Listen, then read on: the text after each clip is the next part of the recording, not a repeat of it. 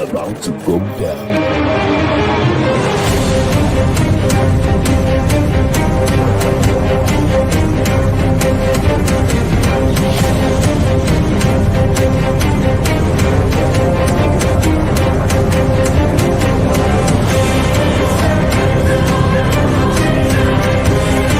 It's lovely pass, and here he turns cleverly. Can he find a finish? Oh, he can! Skilled by Joshua, and a return right hand. Good counter right. Bullen is hurt. Second right hand. That clipped him as well. Now he goes in for the kill. Well, Ricciardo is inching into the lead, and Ricciardo that win the Italian Grand Prix! Iguodala running the floor. Still leading the way with Canada in there too, with the Netherlands.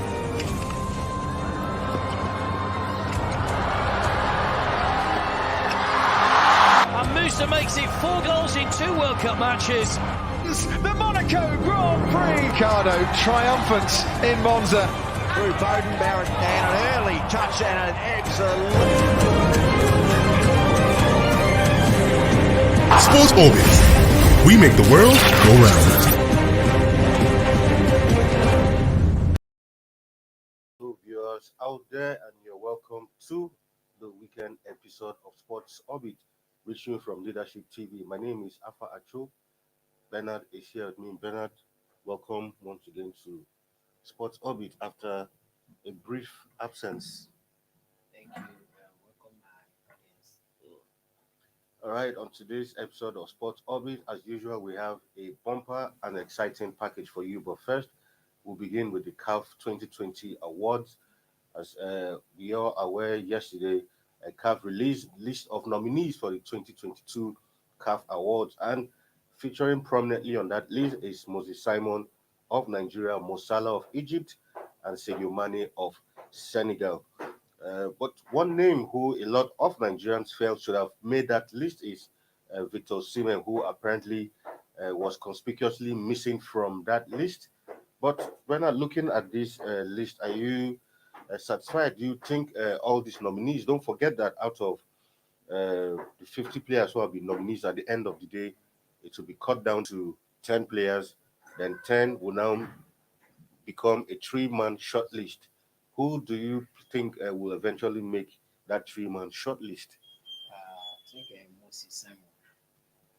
Moses Simon would be. I think if he put more effort and put more energy, put more enthusiasm, and put more zeal, he will actually emerge as a winner. You're really sure Moses Simon, as when you have the likes of Mo Salah, Sadio Mane on that same list? If you heard what I said, if he put more effort, more enthusiasm, more energy, and more team spirit and determination, I think he will emerge as the not. Because I know that the other Mane Salah and the rest of them are actually having a better chance. But if Moses Simon could, at least he will come out victorious. All right. Other nominees for the awards include Pitso Mosimane, that's for Coach of the Year. Also, Aliou Cisse, who guided Senegal to their first ever AFCON, is also on the list for Coach of the Year. And of course, Manla Nixak of Orlando Pirates, who won the CAF Confederations Cup, also is up for the men's award. Other awards that will be contested include Interclub Player of the Year, Young Player of the Year, in which Nigeria's Amo has been nominated in that one, National Team of the Year, and Club of the Year. While the nominees for the women's categories will be announced in due course according to CAF.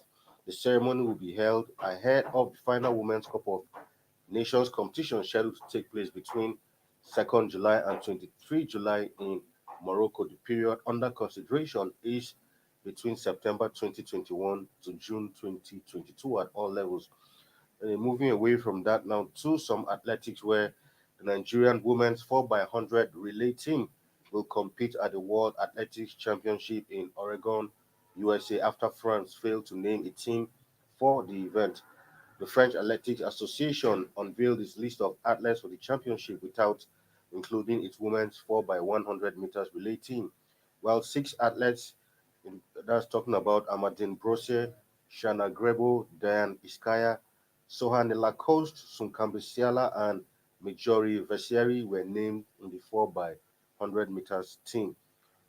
Well, now as it stands, Nigeria has a chance to qualify for the 4 by 100 after France withdrew from that participation. So as it is, Nigeria will likely take their space in that one.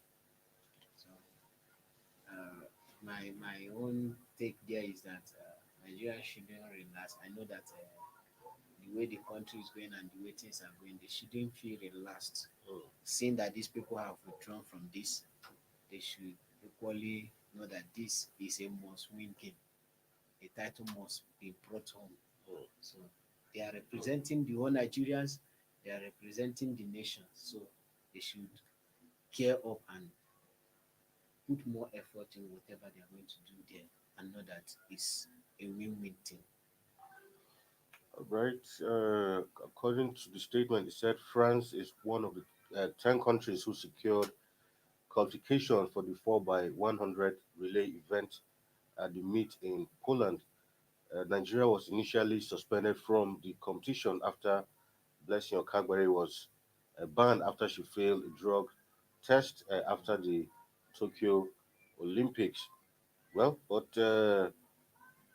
France has withdrawn from that tournament, and now Nigeria will now fill up that position taken up, withdrawn by France. Anyway, away from that now to the Diamond League, still on athletics, where Toby Amusan, that's talking about the reigning African and Commonwealth Games champion, has moved 6 points clear of her nearest rival as the race for the Diamond League sports continued at the Bauhaus Galant meeting in Stockholm in Sweden. The Nigerian ran 12.50 seconds to place second in the race behind reigning Olympic champion Jasmine Camacho Queen of Puerto Rico, who won 12.46 seconds, but the Nigerian moved into an unassailable position in the race for the final Diamond League meeting in Zurich this December. Amusan garnered 7 points from the race in Stockholm to take her points tally to 22 in three Diamond League races so far this term. Well, on that list, she's also followed by the duo of Camacho Queen and Charlton Devane of the Bahamas, who are tied on 16 points with Jamaica's Brittany Anderson. For her efforts in Stockholm, Toby Amuson got $6,000 in prize money. She will, however, be rewarded with $30,000 if she wins in Zurich, in addition to being crowned Diamond League champion and awarded a diamond trophy. So away from that now to some para table tennis, where as a result of selection for the Commonwealth Games, the federation is in crisis because some team members have said that they were sidelined and not actually being considered for the team to make the Commonwealth in Birmingham next July. So, well, yeah, as the thing goes, I think generally in Nigerian sports, I said, we need a total workout on these teams. Especially, we heard of the one of the Atlantic that went to the peak and that the so forth and so on that went on there and they coming back. Now is the table tennis coming up to say that they are being sidelined. So that means that there are things going on that need to be attended to. So if Nigerian sports team need to make it to the world and stand out, we need to work on these background things that are affecting our sports team. In fact, we need to really work on it, especially look at the tennis and the things aligned. So I think we should Nigerian team and sports team as a whole, or the government should look into these things and look at their complaints and how to resolve this issue so that this could not affect the team in time to come. Okay, all right. A senior para table tennis coach that's talking about Kunle Jerigbe has promised not to relent in his protest against the selection of coaches for the para table tennis team heading into the games. Speaking from his base in Taraba, he said, I'm taking my case to the sports minister. There is a clear bias in the selection of national coaches for the team. He said, how can they be planning to take someone who was dismissed from the civil defense to the Commonwealth Games? That was how they smuggled him to the Olympics in Tokyo almost a year ago.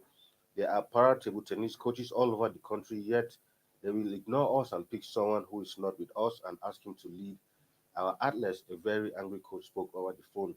The foremost para table tennis player in the country, Fosa Osagbovo, who represents Edo State in the Class 10 category, also expressed shock at his non-inclusion in the UK bound team. He said, since 2006, I have remained unbeaten in the country.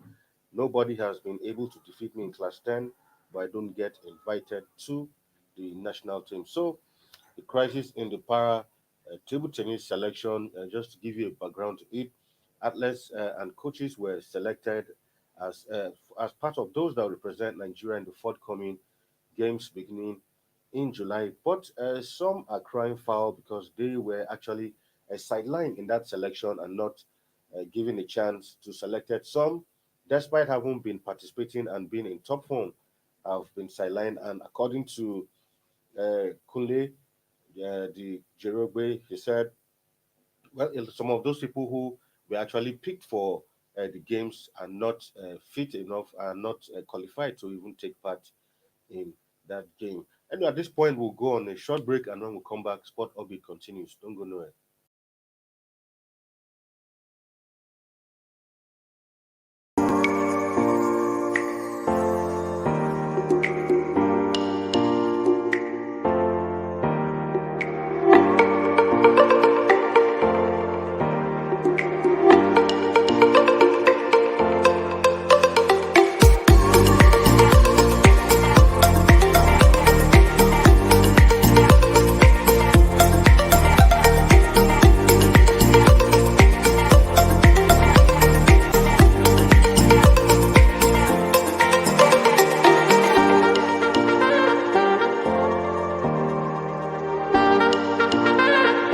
For sponsorship and advert placements, please contact 080-3688-6158. Last Word Leadership Podcast Studio. You have the last word.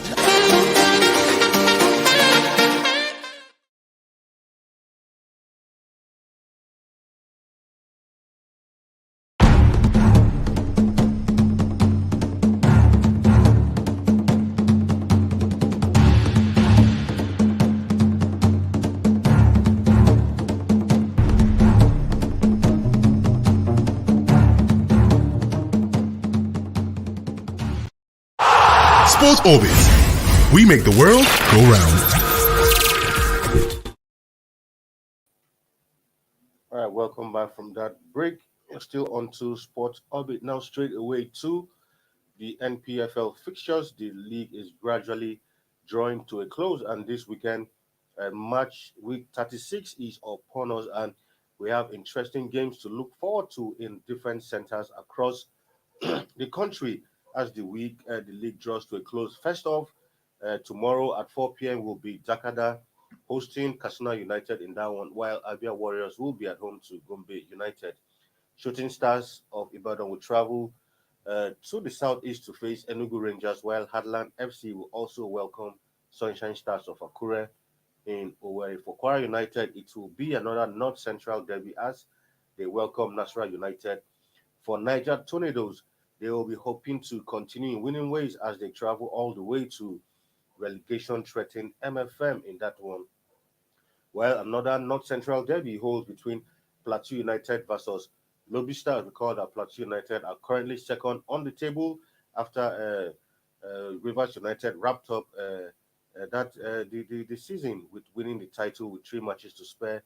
They will be against their neighbors, Lobby Stars, who gradually have been able to swim out of relegation waters, while Remo Stars will welcome Eyimba in that one. Champions Rivers United will be at home to former champions Kano Pillars, while the last game will see Wiki Tories versus Aqua United. Quickly, Bernard, looking at all these games, what do you expect from this interesting matchup? Not forgetting that Rivers United are already champions with 3 matches to spare, but now Plateau United, Remo Stars, Enugu Rangers, and also Eyimba will fight for who occupies the third and fourth position. So, in fact, my take will be going at Enyimba FC.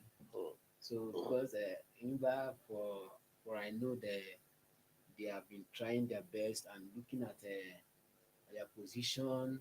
Enugu Rangers and Enyimba is almost on the same. They are on the same level, Yeah. and they are verging for that with Romo Stars verging for the third position. But I believe that Enyimba will do better in this their match. Looking at their last game and other things, Enyimba will do better because they won't afford to come below this third range. I know they are working hard towards that. But Remo Stars, I believe they won't sit down and watch Enyimba to come and Yeah. knock them out of the position. All right. Another interesting encounter there will be between Plateau United versus Lobby Stars. Recall that Plateau United battled for and went toe to toe almost all season with eventual champions Rivers United, but Rivers United had to eventually wrap up the lead with 10 points on top of the table with 3 matches to go. And Plateau United will be hoping to, solidify. All Plateau United needs to do is win one more game, and their second position will be confirmed for Lobby Stars. Lobby Stars have gradually swum out of relegation waters, but there's still a lot to play for. Quickly a glance at the league table. The bottom 10 teams, Kano Pillars, are currently on the 11th position, while Wiki Tourist closely behind on 12. Lobby Stars, 46 points, are on the 13th position, while Niger Tornadoes are there on the 14th position. Now, for the bottom three, is the likes of MFM, who are firmly rooted at the bottom, Heartland FC, and of course, Dakar. For MFM and Heartland, I mean, all season it's been a battle all through in relegation. MFM and Heartland never quite got to make it out of those relegation spaces, and now with the league with 3 matches to go, it looks like Heartland and MFM might likely just drop down to the National League. Anyway, that's that for that. So we'll keep an eye on all of these mouth-watering games, and hopefully we'll give you a complete review of all these matches when we return next on Sports Orbit next week. Well, away from that now to another story where Super Eagles and Leicester midfielder Wilfred Ndidi has recovered from the injury that laid him off club and national team duties. The club has officially hinted Ndidi sustained the injury in March during Leicester's UEFA Europa Conference League round of 16 clash with French side Rene after he tried to tackle Rene forward Gaëtan Laborde in that encounter. He missed a number of high-profile games as a result of the injury, including Nigeria's double-header against Ghana in the 2022 FIFA World Cup African qualifiers playoffs. Indeed, he also missed Leicester City's UEFA Europa Conference League quarter-final and semi-final games against PSV and Roma, respectively. The Foxes shared the news of Ndidi's return to training session on their Twitter handle with the caption, "Back with the squad, looking good out there," the tweet read. Alongside the tweet is a video of Ndidi participating in pre-season training with his Leicester City teammate. So, you quite agreed, mean that uh, both for club and country, Leicester and also Nigeria really missed the Yes, services of Wilfred Ndidi in the middle of the park. yes. Because looking at look at the games he missed, the semi-finals Yeah. and all those things, and to himself, I know that he won't be happy with himself that saying that this injury has led me off these games, and Nigerian FC teams are hopefully missed him because his utility and Ndidi is a key player to the both teams. So Yeah. I believe is like a gonna be a joyous thing and a kind of a celebration that our player is back on his feet and back to his team training back. Him to be happy because there's nobody that it will be that will be happy to be laid out of work because of one or two things. Being that he's a key player In fact, I'm happy for him to being back to the game, and the team is also happy for him to have tweeted and said, our man is back in the game. He has recovered. Yeah, I mean, clearly he was missed. I mean, even in the qualifiers for against Ghana, the Super Eagles, he missed that double header. Also, in the Super Eagles tour of the USA, he also was very, very absent in that one. Also, Nigeria has just begun their campaign for the 2023 AFCON, which we played against Sao Tome and Principe. Also, indeed, he was missing that one. But hopefully, now that he's back, as the qualifiers, the league resumes. Well, we are in July already, so the league resumes next month. That's in August. So hopefully, he will be able to be once again in action for Leicester, and also qualifiers resume for the Super Eagles in September. Hopefully, he stays injury free and will be able to prosecute the rest of the games as they come. Anyway, to our final story before we leave the studio, where FIFA has introduced a new offside technology that will be used in Qatar 2022. According to FIFA, it says it will use a semi-automatic offside technology in the World Cup to make video assistant decisions faster and more reliable. FIFA said in a statement on Friday that the system will be used in all 64 matches in Qatar. The new technology was tested at the Arab Cup and the Club World Cup in February. Is that using a signal in the ball and a dozen cameras to record players' movement, the position of players is recorded even more accurately than before. The data will be reviewed by a video assistant and immediately relayed to the referee on the field. According to Perugi Coluna, FIFA referees chief, he said the match officials are still involved in the decision-making process, as the technology gives an answer only when a player is in an offside position. In other words, the assessment or interfering with an opponent remains a match official's responsibility. In addition to more precise measurement, it is hoped that the technology speeds up video assistant reviews for offside. Currently, it takes an average of 70 seconds, but the new system could cut that to 25 seconds. According to Colina, he said, I've heard a lot about robot referees. I understand sometimes this is very good for headline, but this is not the case. Video screens will be used to inform fans in the stadiums about the decision. So, FIFA making an improvement on their already existing offside technology. Yeah, is an improvement, and both decision will help a lot. We have human's error and we equally have machine error. Yeah. So, but when these errors are being brought together, I think there will be a good and a qualified decision, especially in terms of offside. Because there are times that the ref or the last man might have raised hand for an offside, which in a clear eyes it's not really an offside. But the referee have to make a decision that it's either go the other way around or the other. So I applaud FIFA for that. And looking at what they said, it's not going to lay off the other officials on the team, because there could be an error too that could come from that other angle that these other ones need to come in and settle the issue. So it's an applause to FIFA. All right, we'll see how that pans out. This will be used in the Qatar 22, and we hope this will make officiating better. Recently, there have been a lot of controversies, especially as regarding the offside rule. We hope this technology will hope to, improve things and give even viewers a more understanding. Like FIFA said, there will be video screens around the stadium where fans can also see what is happening, so there won't be any incidents of foul play in that one. Anyway, with that, we call it a wrap on today's and this week's episode of Sports. Albert Bernard, thank you for being in the studio with me on this wonderful edition. All right. Until we come your way again, stay safe out there. We'll keep an eye on so many sporting events. The Grand Slam is still on. Interesting matches are going down already today and tomorrow. Also on Monday, hopefully we'll give you a complete review of that and other interesting sporting events as they pan out. My name is Afa Acho, your host.